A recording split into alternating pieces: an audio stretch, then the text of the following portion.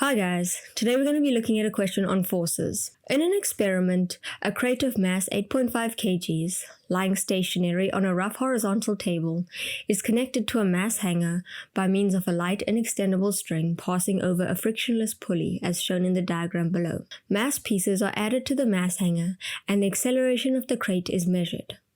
The experiment is repeated several times by adding different masses to increase the hanging mass each time. Ignore the effects of air friction. The results obtained were used to draw a sketch graph below. Question 2.1.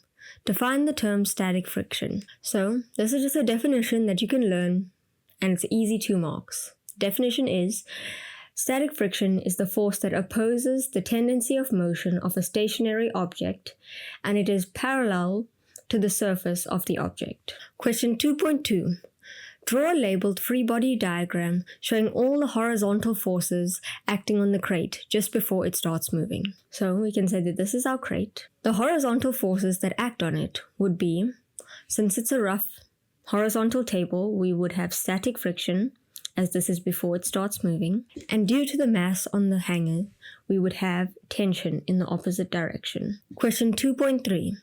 Calculate the question 2.3.1 coefficient of static friction. So to calculate this, we first need to calculate the tension between the mass hanger and the block. To do this, we can say that F net is equal to M times A, and in this case, F net would be the force of gravity minus tension, and this would be equal to, since there's no acceleration and it is not moving, since it says static friction, would be equal to M, which is the mass, being 8.5 times by 0. We can then say that mg is equal to the tension. We know that M at the start, being the start hanging mass, is 4.2.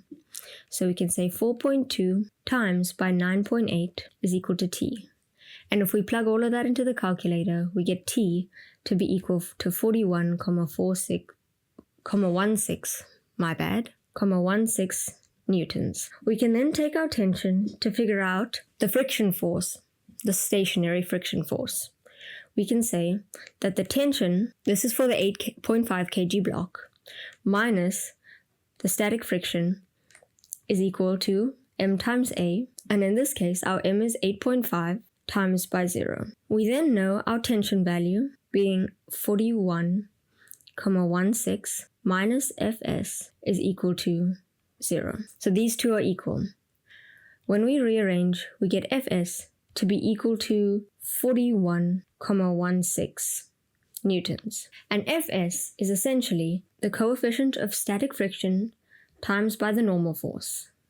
So we can say that Fs, which we know the value of being 41,16, is equal to the coefficient of static friction times by N, which is 8.5 times by 9.8. And when we plug all of that into the calculator, we get the static friction coefficient to be 0.49. I'm going to be doing the next 2.3.2 and 2.4 in the next slide so you can see it more clearly. So, 2.3.2.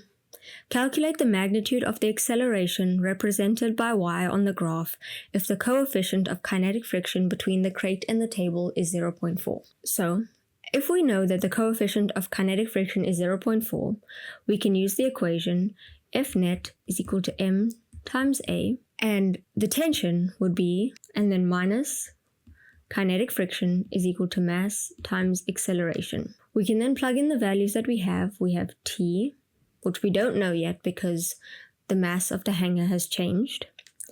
But we do know the kinetic friction, as we can get 0.4 times by 8.5 times by 9.8. And this is all equal to 8.5 times by A, so we can just say A.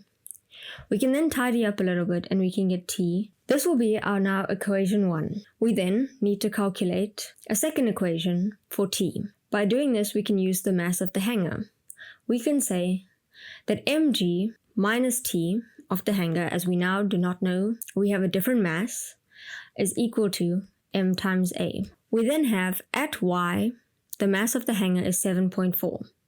So we have 7.4 times by 9.8, giving us our mass and our gravity, being the weight, minus T is equal to 7.4a. This then becomes our second equation. And when we add the two together and we rearrange and calculate for a, because the T's will cancel, we get a to be equal to 2.47 meters per second squared. Question 2.4.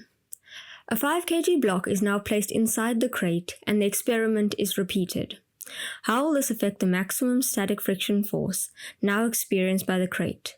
Choose from increase, decrease, or remain the same, and give a reason for your answer. We can say that the static friction force will increase because the normal force acting on the crate increases, and since the coefficient of static friction remains the same as the surface doesn't change, this will therefore increase the maximum static friction. And that's all for this video. Thank you.